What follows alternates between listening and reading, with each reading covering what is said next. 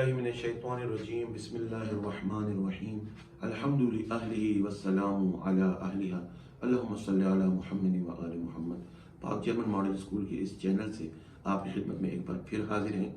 آج کا جو ہمارا ویلاگ ہے وہ انتہائی اہم ہے، خاص طور پہ طلباء کے لیے، کیونکہ 9th کلاس کے طلباء خیبر پختونخوا بورڈ کے ان کو ایک اضافی کتاب پڑھنے کو دی گئی ہے جس کا نام ہے مطالعہ قرآن، اور اس کا سلیبس جو ہے وہ شرنک کیا گیا ہے، یعنی ایک سمارٹ سلیبس تیار کیا گیا ہے، اور اس میں مخصوص مضامین اور مخصوص آیات اور مخصوص قصے رکھے گئے ہیں، اور اسی سے آپ کو بورڈ میں سوال آئے گا۔ تو آج کا جو ہمارا ویلاگ ہے اس میں پہلا قصہ جو جناب زکریا علیہ السلام کا ہے اس کے بارے میں۔ تو طلباء حضرات سے گزارش ہے کہ غور سے سماعت فرمائیں، اس کو بار بار سنیں، کیونکہ بار بار سننے سے یہ خود بخود آپ کے ذہن نشین ہو جائے گا۔ پھر آپ کا کام ہے کہ اس کو اپنے الفاظ میں لکھ لیں، اور ہاں اگر آپ اس کو بھرپور طریقے سے یاد کرنا چاہتے ہیں تو پھر رسول خدا کے فارمولے پہ عمل کریں۔ کیا فرمایا علم بانٹنے سے بڑھتا ہے۔ تو آپ یہ قصہ سنیں اور اپنے دوسرے بھائیوں کو بتائیں، اپنے دوسرے ساتھیوں کو بتائیں، گھر میں بتائیں، ماں باپ کو بتائیں، بس علم کو بانٹیں۔ جب علم کو بانٹیں گے خود بخود آپ کا علم بڑھ جائے گا۔ صادق اور امین رسول کا فرمان کبھی بھی جھوٹا نہیں ہوتا۔ اگر عمل کریں تو دیکھیں آپ کو دنیا میں بھی فائدے ہوں گے اور آخرت میں بھی فائدے ہوں گے۔ آئیے اب قصے کی طرف آتے ہیں۔ ہم سورہ مریم میں جناب زکریا علیہ السلام کا قصہ بیان کیا گیا ہے، اور حوالے کے لیے اب یہ بھی کہہ سکتے ہیں کہ جناب زکریا کا ذکر سورہ آل عمران میں بھی کیا گیا ہے، جس میں جناب یحییٰ کی پیدائش کے سلسلے میں یہ قصہ بیان ہوا ہے۔ تو سورہ مریم میں پروردگار فرماتا ہے کہ ذکر رحمت ربک عبدہ زکریا، کہ اس رحمت کا ذکر کرو کہ جو اس نے اپنے بندے زکریا پر نازل کی، اذ نادا ربہ ندان خفیہ، کہ جب اس نے اپنے رب کو خفیہ چپ کے پکارا۔ یہ چپ کے کیوں پکارا؟ اس لیے کہ خدا کا حکم یہی ہے کہ سورہ اعراف میں کہتا ہے وَدْعُوهُ تَضَرُّعًا وَخُفْيًا، کہ اس کو پکارو روتے ہوئے اور چپ کے إِنَّهُ لَا يُحِبُّ الْمُعْتَدِينَ، اور حد سے بڑھنے والوں کو پسند نہیں کرتا۔ تو جناب زکریا نے اسی فارمولے پہ عمل کرتے ہوئے اللہ کو پکارا چپ کے۔ پھر کیا ہوا؟ کیا کہا جناب زکریا نے؟ قال رب انی وہن العظم منی واشتعل الرأس شیبا ولم اکن بدعاء ربی شقیا۔ کہنے لگے کہ اے پروردگار، میری ہڈیاں کمزور ہو گئی ہیں اور میرے بال سفید ہو چکے ہیں، لیکن میں تجھ سے دعا مانگنے میں کبھی بھی بدبخت نہیں رہا۔ مطلب کیا ہوا کہ میں تجھ سے دعا مانگنے والا ہوں، بدبخت نہیں ہے۔ معلوم کیا ہوا اس آیت میں کہ جو اللہ سے دعا نہیں مانگتے وہ بدبخت ہوتے ہیں۔ اللہ اکبر۔ تو جناب زکریا نے کس حالت میں پکارا کہ آپ پہ بڑھاپا آ چکا تھا، سر سارا سفید ہو گیا تھا، داڑھی سفید تھی اور کمر جھک گئی تھی، ہڈیاں کمزور پڑ چکی تھی۔ روایت میں جناب زکریا کی عمر 100 سال بتائی جاتی ہے، اور اس کے اوپر جو دوسری بات تھی وہ کیا تھی کہ فرمایا کہ وَإِنِّي خِفْتُ الْمَوَالِيَ مِنْ وَرَائِي وَكَانَتِ امْرَأَتِي عَاقِرَ وَهَبْ لِي مِن لَّدُنكَ وَلِيًّا، کہ میں اپنے رشتہ داروں سے ڈرتا ہوں اور میری بیوی بانجھ ہے۔ یعنی خود 100 سال کے ہیں اور بیوی بھی اسی عمر کی ہے اور بانجھ ہے، یعنی بچہ پیدا کرنے کے قابل نہیں ہے، یا ایسا ہے بچہ پیدا کرنے کے قابل نہیں ہے، لیکن اس کے باوجود زکریا دعا کر رہے ہیں کہ مجھے کیا عطا کر؟ ایک ولی عطا کر، یعنی میرا ایک ساتھی عطا کر جو میرا مددگار ہو، میرے کام میں میری مدد کرے۔ اچھا، ولی مانگ رہے ہیں، کیوں مانگ رہے ہیں؟ کہتے ہیں کہ یرثنی ویرث من آل یعقوب، وہ میرا وارث ہو اور میرے آل یعقوب جو ہے، یعنی یعقوب علیہ السلام کی نسل جو آ رہی ہے اس کا بھی وارث ہو، وجعلہ ربی رضیہ، اور پروردگار تو بھی اس سے راضی رہنا۔ اللہ اکبر۔ اچھا، 99 برس کی عمر میں نبی تو صابر و شاکر ہوتا ہے، اللہ کی رضا پہ راضی ہوتا ہے، تو یہ خیال کیسے آیا زکریا کے دل میں کہ مجھے بیٹا چاہیے؟ اس کی وجہ کیا بیان کی قرآن نے؟ قرآن نے لکھا نا، کیا کہا؟ وَإِنِّي خِفْتُ الْمَوَالِيَ مِن وَرَائِي، میں اپنے رشتہ داروں سے ڈرتا ہوں، خوف کھاتا ہوں۔ کس چیز کا خوف کھاتا ہوں؟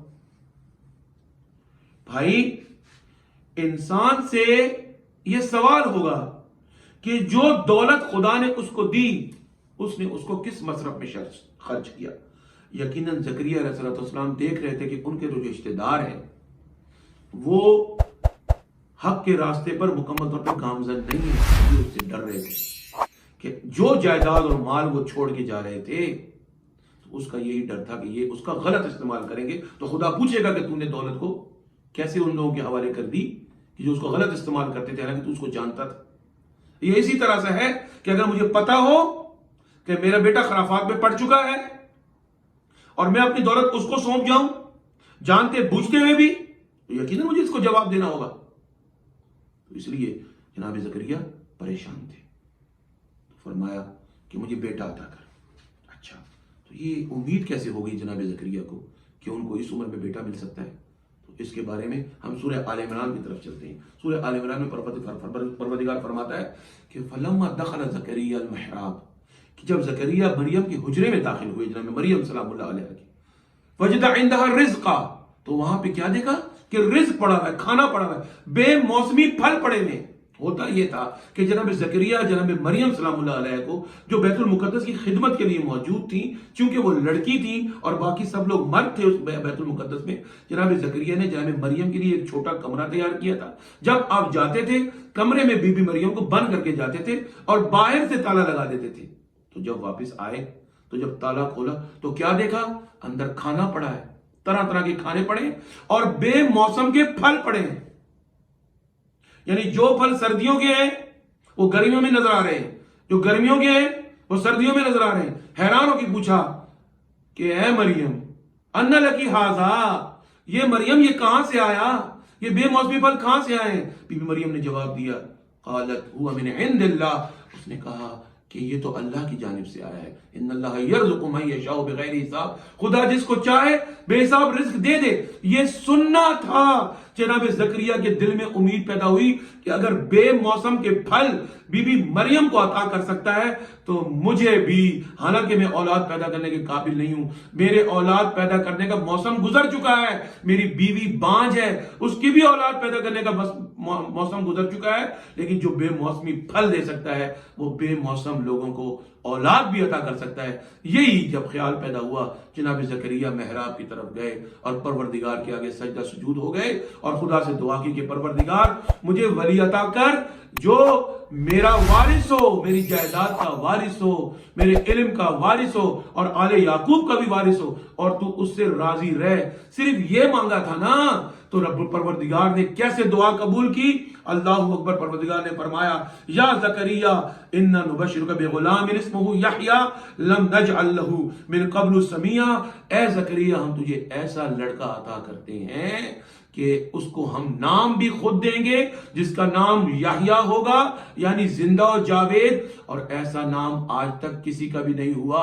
یہ ہے نبی کی دعا. جب نبی دعا کرتا ہے نا تو پروردگار جو اس کو تحفہ ادا کرتا ہے وہ اتنا خوبصورت ہوتا ہے کہ وہ نام بھی خود دیتا ہے. یہی وجہ ہے کہ نبی کریم علیہ السلام کو, حضرت محمد مصطفیٰ کو صلی اللہ علیہ وآلہ وسلم کو جب پروردگار نے ان کے دو پھول, ان کے دو ریحان حسن اور حسین عطا کیے, تو یہ حسن اور حسین بھی نام بھی تاریخ میں کسی کا بھی نہیں تھا, کیونکہ یہ نام خدا نے ان کو خود دیے. یہ ہے پروردگار کی عظیم ذات جو اپنے نبی کی حاجت اس طرح پورا کرتی ہے. اور نہ صرف یہ کہا بلکہ یہ بھی کہا کہ وہ جو بچہ ہوگا جناب زکریا یحییٰ کے بارے میں فرمایا کہ وہ برم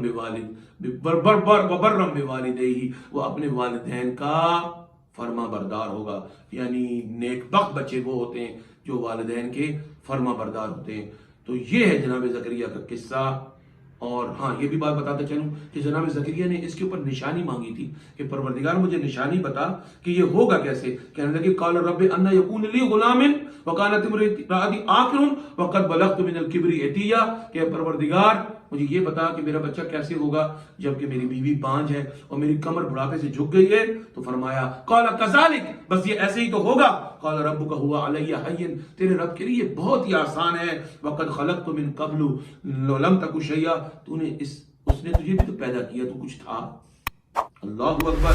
قال رب اجعل لی آیہ, فرمایا کہ اے میرے رب کوئی نشانی بھی تو بتا کہ کیسے ہوگا. فرمایا قال آیتک اللہ تکلم الناس ثلاث لیال سویہ, نشانی یہ ہے اے زکریا کہ تم 3 دن 3 راتیں کسی سے بات نہیں کر سکو گے. تو پھر ہوا کیا, جناب زکریا کہتے کی کوشش کرتے تھے لیکن آواز نہیں نکلتی تھی. اللہ اکبر. 3 دن نہ کسی سے بات کر سکے, نہ راتوں بات کر سکے. اور اس کے بعد خرج علی قومہ من المحراب فاوحى الیہم ان سبحوا بکرۃ وعشیہ, اور اس کے بعد جب ان کی زبان کو کھول دی گیا تو اپنے محراب عبادت سے باہر آئے اور اپنے قوم کو اللہ سے ڈرایا اور کہا کہ اے میری قوم صبح و شام خدا کی تسبیح کرتے رہو۔ ہم بھی خدا سے دعا کرتے ہیں کہ ہمیں پروردگار اپنی تسبیح کی توفیق عطا فرمائے اور ان پیغمبروں کی سیرت پر چلنے کی توفیق عطا فرمائے۔ وآخر دعوانا ان الحمد للہ رب العالمین۔